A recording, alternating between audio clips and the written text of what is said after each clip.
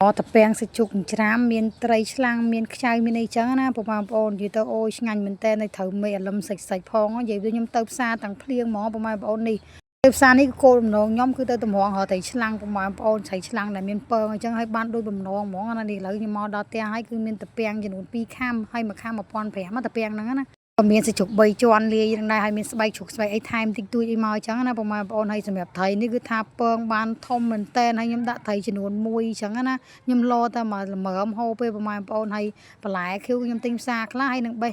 នៅមុខផ្ទះខ្លះនៅក្រោយខ្លះត្រួយម្ទេសត្រួយអីអញ្ចឹងណាហើយប្រសាបតាពាំងសាបអីអញ្ចឹងទៅហើយម្ទេសគឺខ្ញុំបេះមកក្តាប់ទេថ្ងៃនេះគឺថាកូនស្រីខ្ញុំគាត់ជួយចាក់ខ្ចៅយេតើជួយធ្វើគ្នាថ្ងៃនេះគឺថាបញ្ញាប់បញ្ញាខ្ញុំស្លោរៀងថ្ងៃដែរហើយឥឡូវទៅគ្រឿងក្រៅរបស់ខ្ញុំគឺរៀបចំមួយរាល់ហើយមានខ្ចៅមានសាច់ជ្រូកច្រាមមានត្រីឆ្លាំងមានពងមានតាពាំងមានបន្លែបៃតងអីចឹងណាឲ្យបងប្អូននេះគឺថាមានត្រួយម្ទេសបន្តិចលឹកបាសមិនបន្តិចអីចឹងទៅបន្លែផ្អែមតិចតួចអញ្ចឹងឥឡូវខ្ញុំមកធ្វើការដាំទឹកចោលអីចឹងទៅមកឆ្លៀតលាយគ្រឿងសាច់ជ្រូកច្រាមជាមួយនឹងតាពាំងច្របាច់ច្របល់ចូលគ្នាគឺថាដាក់ស្ករអំបិលប៊ីចេងទឹកត្រីបន្តិចតួចអញ្ចឹងណាបងប្អូនហើយក៏ខ្ញុំភ្លេចដាក់អង្ករឥឡូវគឺខ្ញុំធ្វើការដាក់អង្ករបន្តិចសំខាន់គឺអង្ករមកស្លតាពាំងណាបងប្អូនហើយខ្ញុំច្របល់ចូលគ្នាឲ្យចូលជាតិអីចឹងណាហើយមកសបកអញ្ចឹងទៅឥឡូវគឺថានេះទឹកខ្ញុំពុះហើយដងគឺថាខ្ញុំច្រាមប្រហុកច្របល់ជាមួយតាពាំងជាមួយសាច់ជ្រូកតែសារនេះខ្ញុំជ្រុំព្រោះអីកុំឲ្យមានឆ្អឹងតកាណាច្រាមវាដោយឆ្អឹងដែរអីចឹងណាព្រោះអីកូនតូចខ្ញុំគាត់ហូបដែរខ្លាចដោយឆ្អឹងណាឥឡូវខ្ញុំធ្វើការចាក់សាច់ជ្រូកហើយនឹងតាពាំងចូលអីចឹងទៅហើយសម្រាប់តាពាំងវិញគឺខ្ញុំមកងាយយូរដែរបងប្អូនព្រោះថាតាពាំងវារៀងហាងណាដែលចឹងគឺថាខ្ញុំមកងាយរៀងយូរក៏ខ្ញុំស្បែកជ្រូកអីតិចតួចដាក់ថែមពីលើអីចឹងទៅឥឡូវគឺខ្ញុំមកងាយរៀងយូរដែរ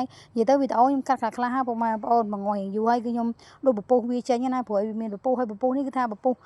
ប្រហុកទេបងប្អូនមិនមែនទឹកអីលឹកខិចអីទេឥឡូវនេះគឺថាខ្ញុំបងត្រីចូលអីចឹងទៅហើយត្រីគឺថាដាក់ចូលក្នុងទឹកក្តៅភ្លាមគឺថាបែកភ្លាមបងប្អូនហើយក៏មានខ្ចៅដាក់តិចតួចចឹងដែរខ្ញុំមកងាស់មកសធុហ៎បងប្អូនមកងាស់មកសធុអីត្រីឆ្អិនទៅគឺខ្ញុំធ្វើការចាក់បន្លែបៃតងខ្ញុំចូលហើយគឺថាមានត្រួយម្ទេសមានលឹកបាសមានបន្លែផ្អែមអីតិចតួចអីចឹងណាទៅថារៀងធំបន្លែហើយគឺខ្ញុំលើកដាក់ចុះហើយសម្រាប់បន្លែបៃតងគឺយើងមកងាស់យូរគឺថាលួយជ្រូកគឺអត់ឆ្ងាញ់ទេបងប្អូនហើយឥឡូវនេះគឺថាអូយថ្នមមែនតើឥឡូវគឺថាចាប់ផ្ដើមឆ្អិនបតាហើយគឺខ្ញុំរៀបចំដួសដាក់ចានអីចឹងទៅនេះមានខ្ចៅមួយមានស្បែកជ្រូកមួយចំណិតពីរចំណិតអីចឹងមកហើយក៏មានត្រីឆ្លាំងហើយត្រីឆ្លាំងគឺស្លឆ្ងាញ់ណាស់តាពាំងបងប្អូនមានជាតិខ្លាញ់អីចឹងណាឥឡូវនេះគឺថាឆ្អិនហើយគឺខ្ញុំធ្វើការហូបមុនគេមិនឯងអញ្ចឹងហ្មងហើយអធិស្ឋានតិចណាបងប្អូនគឺខ្ញុំពាក់មួករហូតប៉ុន្មានវីដេអូហ្នឹងណាព្រោះអីខ្ញុំរៀងក្តៅពេលដល់មេឃក្តៅក៏ខ្ញុំពាក់ពេលដល់មេឃភ្លៀងក៏ខ្ញុំពាក់ដែរព្រោះខ្ញុំចេញចូលលាងចានលាងឆ្នាំងមកក្រៅអញ្ចឹងគឺខ្ញុំពាក់មួកខ្លាចត្រូវតែភ្លៀងនៅក្បាលអញ្ចឹងណាខ្លាចវាឈឺក្បាលអញ្ចឹងទៅហើយឥឡូវគឺថាអូយមកដាក់ក្រឹបឲ្យបងប្អូនគឺថាឆ្ងាញ់មែនតែនហើយសាឡូនេះគឺថាពុះភ្លាមឆ្អិនភ្លាមគឺខ្ញុំដួសហូបហ្មងដល់អញ្ចឹងវារៀងក្តៅគឺថារៀងលាកមាត់លាកកអញ្ចឹងណាបង